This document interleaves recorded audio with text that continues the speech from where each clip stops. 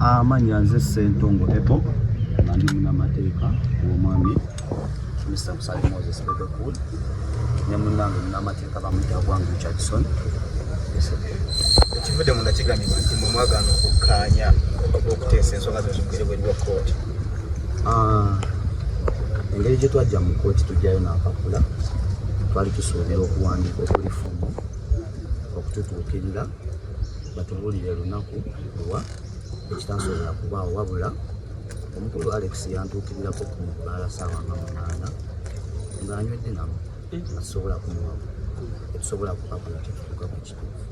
Munaana ogw'ekiro gw'emisana zaalinga munaana ogw'ekiro era ne bwola abafoto gye bali ku bbala gye bayita kuyawanso tizabisaawo ate bo babayita ku kirasi ruumu seppe ya wani ebekuba amanyikiddwa waabe. So kkooti ebawadde ennaku z'omwezi nga 10 okusala ruling yaayo. Era tujja kulinda kkooti kineebeesalireo nga bwe zizembagamba 10. Abantu tojja tumanyi omusango gumu naye kansu wa sayidi eri akudano ngasomye emisango emirala gyagenda obbongerako okuli okuba nti mukyala w'omuyimbi yanywa nguuli n'atasasula yanywa enguuli mitwalo 96. Well, I understand the excitement of being a lawyer, especially where you didn't believe you could be. So counsel is so profound in senseless arguments like water, kale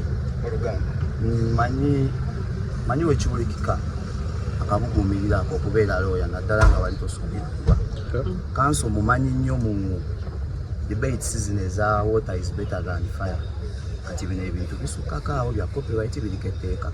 Bw'otunuulira akawaayiro 35 aka copyright act kalambika bulungi butya endagaano bw'erina okuba. Bw'otunuulira akawaayiro 15 aka copyright act kalambika bulungi what amounts to fair use.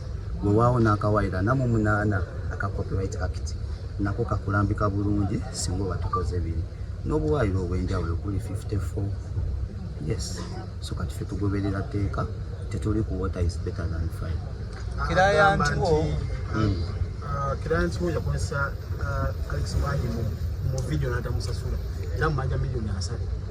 Well, kkooti weeziri ateekeyo omusango tujja kwewozaako wabula nja mugamba it's always fun to defend against a vexatious and vexatious suit. Kigambibwa nti omukubi byeku yasaba ssente kujja okuyimba we yalina okuyimba ku Comedy Store. Yayimba abantu bayasa ebintu era omusajja ali mu mabanja. Awo okusinziira kye tulabye ne comments zetusomye ku social media okubula twava ku kkooti tekizudde nti waliwo gaapu nnene nnyo naddala ku bwangulwa ka copyright nti paka nakati ku kiseera kya leero omunnamateeka wa sayidi eri tamanyi lwaki tuli wano. Gwomanyi lwaki tuli wano?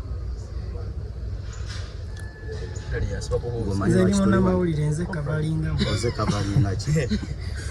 So kati tulabye nti weetaagawo okubwangula okw'amaanyi mu copyright okwongera okusomesa abantu okumanya copyright kyeki ne labeling right kyeki nti paka nakati kyansonyi okubanga ne ku ssaawa eno munnamateeka munnange tanaba kutegeera nsonga etuleesewo. Omukisa gwo weeguli mu wiikendi gye waba okubanga musobola okutuula parties ez'enjawulo. Omanyi lwaki tuli wano? Nzize nno ekikubuuza.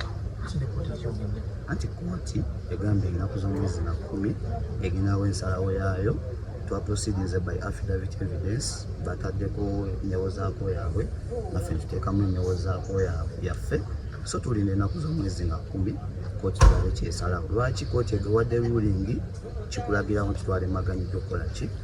Okuteesa. Ate guno omusango guli criminal sometimes tali munywe okuteesa.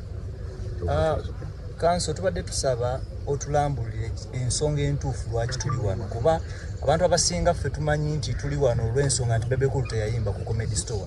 Nsonga ki entuufu lwaki tuli wano? Kikyo kye njogeddeko nti wakyetaaga okubwangula okw'amaanyi n'okusomesa ku nsonga za copyright ne labeling rights lwawo ne trademarks. Omugundo tugenda gwetandikirawo ffe nga ffe ne bannanga abamu bwe twagaliza eggwanga lino ne creative art okulaba nga tuggulawo essomero okusobola okubangula abantu era musoga gwasoose okufuna scholarship.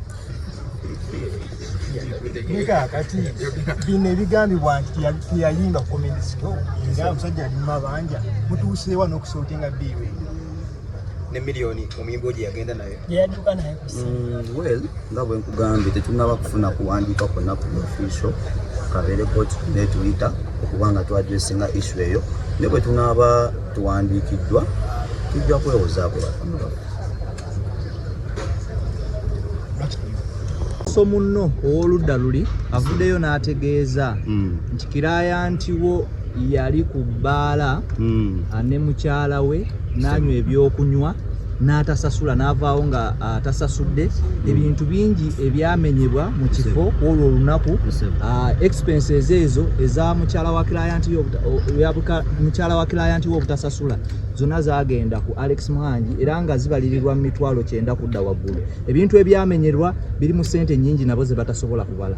Nga bwe nabagambye manyiwe kiwulikika okubeera munnamateeka naddala nga bali tosuubira kuba ekirungi byogereddwa ku lutambi era kanso munnange bw'abanga ekkalaamu yagikaza bulungi akimanyi nti okwogera ebyanjwanjwa oba defamation ku muntu musango gw'amaanyi nnyo era bwe gukusingisibwa osobola okuyiwa ko kyekuba engasi.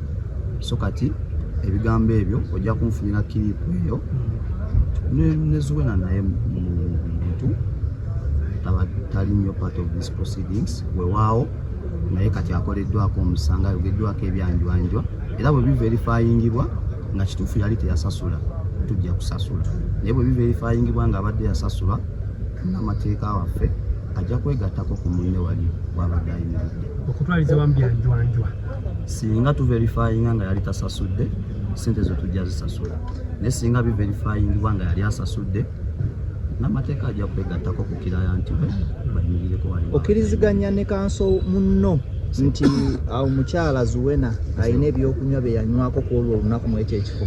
Ngera bwe nkugambye nja kuddayo verifying singa nkakasa nga Zuwena yali tasasudde ajja kusasula naye tukusinga tukakasa nti yali asasudde Zuwena alina bizinesi ez'amaanyi nti okwogera ekintu ng'ekyo ku linnya lye ate mukyala musiraamu bw'oba omusibyeko ekintu ng'ekyo kirina engeri gye kitaataaganyamu emirimu ye era naye ajja kuleetebwa mu mbuga y'amateeka. Kanso muno mujjukizemu oba ogenda muggulako musango ki? Sinze mba muggulako emisango naye gwaba akyogeddeko aba muggulako omusango bayita defamation oba uttering false information to the public ekikontana n'akawaayiro akali mu Computer Misuse Act. Kanso Kanso